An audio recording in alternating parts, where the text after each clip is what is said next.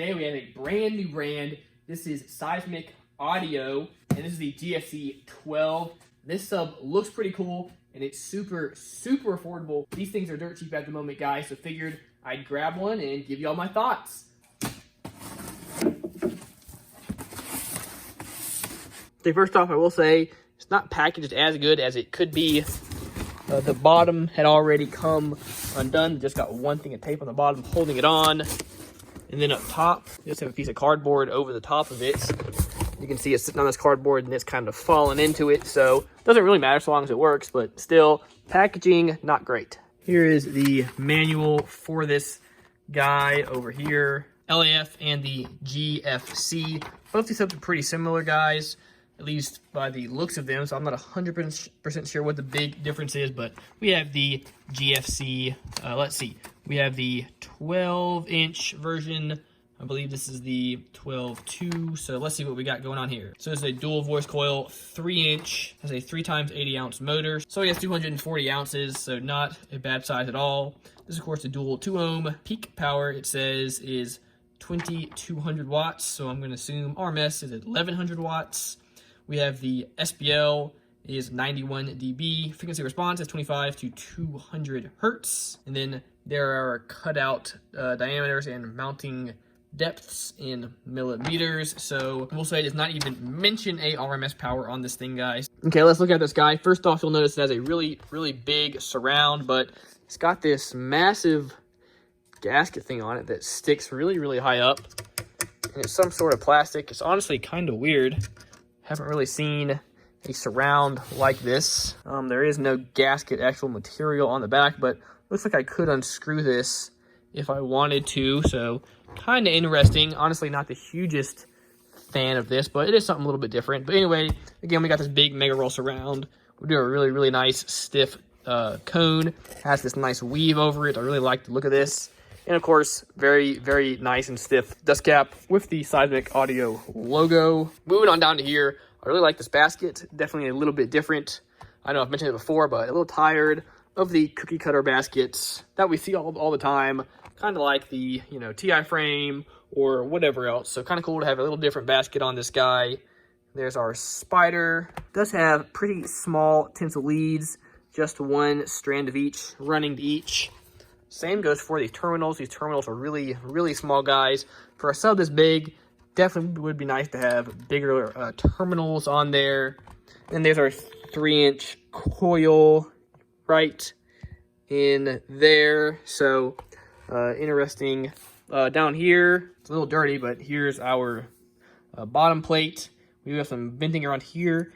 There's a little plastic cap right here for the venting there. That's interesting. I've never ever seen one done like that before, so I don't know, different, whatever. Of course, we have just a plain boot around this thing, so overall, guys, interesting, something a little bit different. Yeah, guys, so this sub looks pretty big and beefy, especially if you're looking on the computer, and this thing was super cheap. I think it was like 140 bucks, maybe even cheaper, so I had to grab it, guys, for y'all. Now, interesting fact, Seismic Audio actually reached out to me several months ago and asked me if they would send me some stuff and have me make videos on it.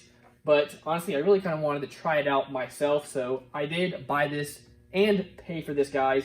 They did not send me this, even though they did offer to. Overall, first impressions, it looks pretty cool, but it does look a little bit gimmicky and a little bit just overall cheap, especially this, whatever you want to call it, up here. Not a big fan of this, and we do have teeny tiny terminals, guys. We do have really small leads for such a decent sized motor and a big 3-inch coil. Really would like to see some beefier leads, some bigger terminals on this guy, and again, no need for this fella. Just a regular gasket would do just fine. Well, guys, you know what we do on this channel. We put these things to the test. Just because I said it looks a little cheap and gimmicky doesn't mean that it necessarily is. Let's throw this thing in a box, put it in a car, and hey, let's see what it does. Okay, so I was gonna pull this guy off because it looks like it's just screwed on underneath. There's 8 little screws in it. Main reason being is that these holes are really small and they go straight down. So let's say you're trying to put a screw through it. One, not much room for a head.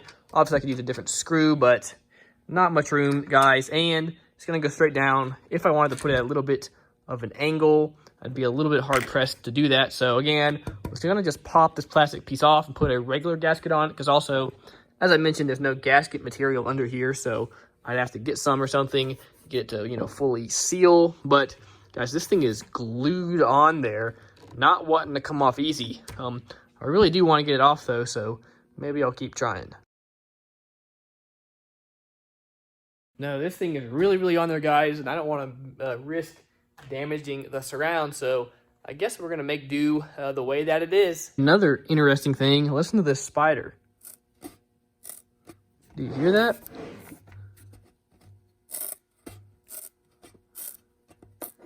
Phew. That is, I've never heard a spider break in like that. That's interesting. Okay, well, I found some longer screws and we got them in there and it looks good to go. So we're gonna run it like this. Let's throw it in the car.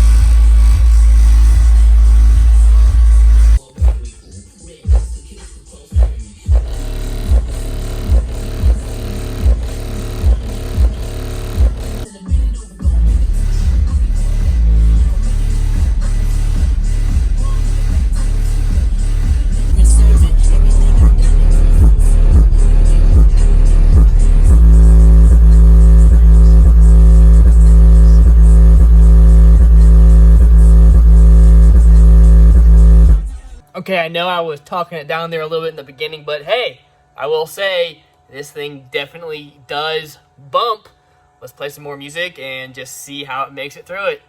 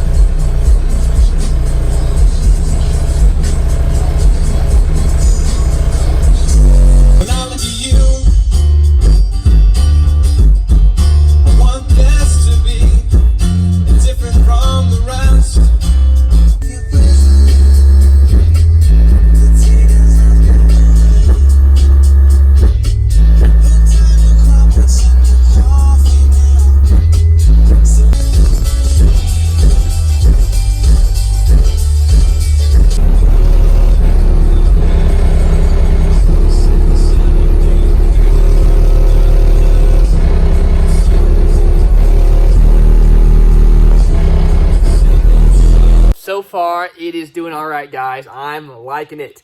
Let's go ahead and do the RMS test. Now, since the thing says it's rated at 2200 watts max, I'm going to assume that the RMS power is around 1100 watts, but we're going to push it a little bit here, see how it does going through a song. And I'm having a bit of a problem, I guess because this box is probably a little big, but the sub is unloading kind of easy when I get up above 1000 watts, so we're going to get as close as we can, and we're just going to see what it does.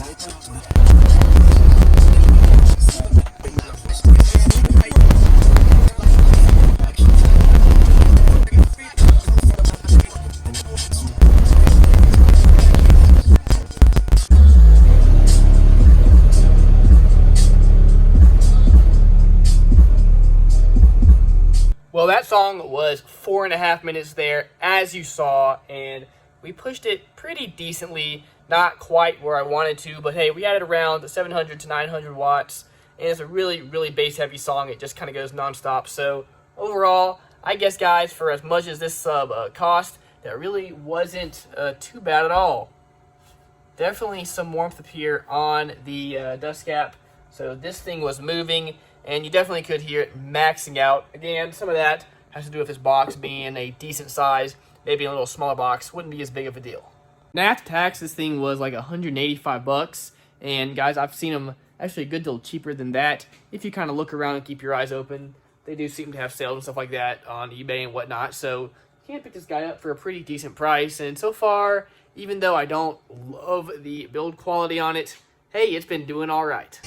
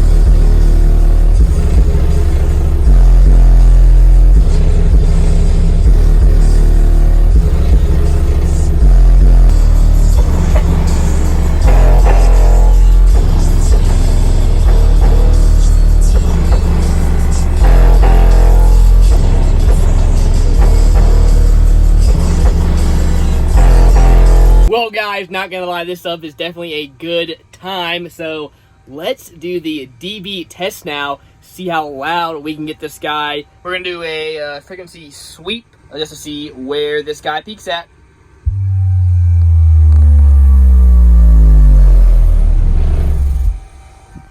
Pretty low power, 127.8, and it peaked at 36 hertz.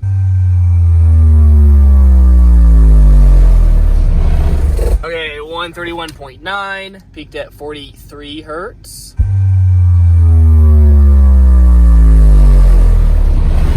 Ooh, it is not like this lower frequencies, bottoming out. Got a 132.8, and it says 39 hertz. Okay, so middle ground would be right around 39, 40 hertz. So we're gonna try around there, see what we get. All right, guys, 40 hertz, let's try it.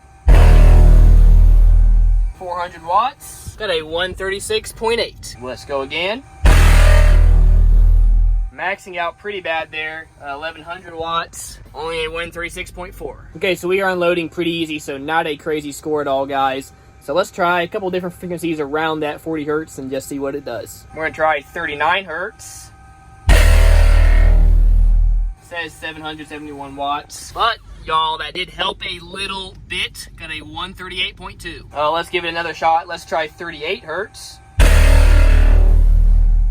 maxing out so bad, y'all. There you go. It says 1200 watts there. I don't know why that changed, but whatever. But we actually lost some dBs there, guys. Only a 137.5. Let's try like 45 hertz just for the heck of it.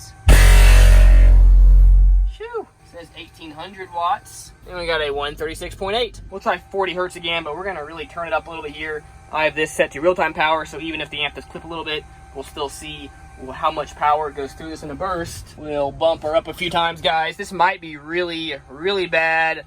I don't know, but let's see what happens.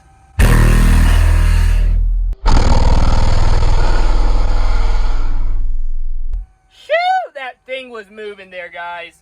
Don't know if I got how much power we put through it there, but hey, it did help though. We got a 139.6. Okay, so I look back at that video. We put almost 5,000 watts through the guy. Still sounds fine. Doesn't sound like we broke anything, guys. So hey, not bad. Okay, 5,000 watts is a ton of power to put through a sub, especially one that is this cheap too, that is maxing out this easily in this box. So let's pull it out of the box, inspect it, make sure it's in good shape. All right, guys, dust cap looking good. Everything feels fine. Coil in there looking good. And I don't see any spiders torn, and all the leads look fine, so hey, it held it, guys. Well, guys, you know how I do. We pushed this thing. We really did put it through the test, and I left it in the car for several days so I could really get to experience it just to and from work and driving around town and whatnot. And I will say it has done fine. Again, not overall my favorite sub, especially in this box. It did unload a little bit easy. Now, maybe if I put it in a little smaller box, it would have been just fine. Hard to say. But again, hey, it got the job done. It did take some decent power, and it sounded actually pretty good, a little better than I originally thought. Now, my opinion, if this did not have this big plastic ring around here, just a regular gasket, if it had bigger terminals and better leads, I think I would really, really like this sub. Everything else seemed fine. In my opinion, these really small terminals are just a pain, guys, and just having those really small tinsel leads, eventually, there's no way they're going to hold up. I would imagine this sub would not last a really, really long time the way I've been using it. I could see one of those leads breaking or something like that. But hey, other than that, guys, for the price, I would say it's actually not a bad sub. Does seem to have some pretty decent value. Assuming it stays around that 160, 170 range, guys, I can't complain too much. Really stoked I got to test it out. And hey, guys, it did all right. If you want to see some other Seismic audio stuff, I know they have some like loaded dual 12s, and they have some, kind of cool stuff that is a really good price point, guys. So I might grab some more of that and test it out. If you'd like that, let me know in the comments below. Okay, that's going to do it for this video. We're going to wrap this up. Going to get a new video out to y'all soon, guys. So thank y'all so much. Stay tuned for the video. Stay tuned for the subwoofer giveaways over on my Facebook page. Thank y'all so much, guys. Guys, that's going to do it. Remember, as always, keep basing on.